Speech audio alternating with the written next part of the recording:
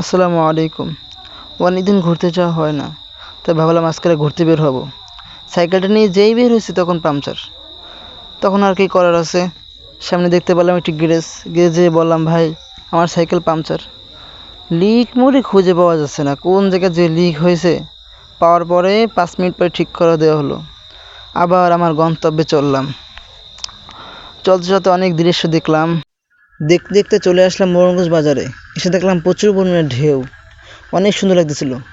প্রকৃতি এত সুন্দর, ঘুরতে না বের হলে বোঝাই যায় না। অপেক্ষা আছে কখন ফিরে আসবে।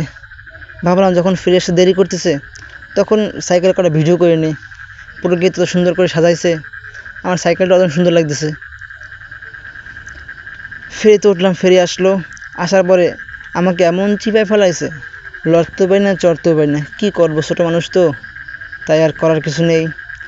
ফেরি থেকে নামলাম। নামার পরে আমার গন্তব্যে রওনা হলাম। যাই দেখি এত পরিমাণ রাস্তা ভাঙ্গা। ভাই রে ভাই, নিজেও চলতে পারতেছি না, কেমনে সাইকেল নিয়ে যাব। অনেক কষ্ট করে গেলাম, অনেক সুন্দর লাগতেছিল।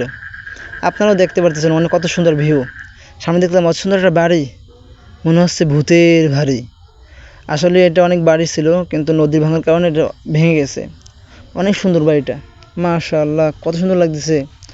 আসলে ঘুরতে না বের হলে বোঝাই যায় না কত সুন্দর, কত কিছু রয়েছে আমাদের অগোচরে।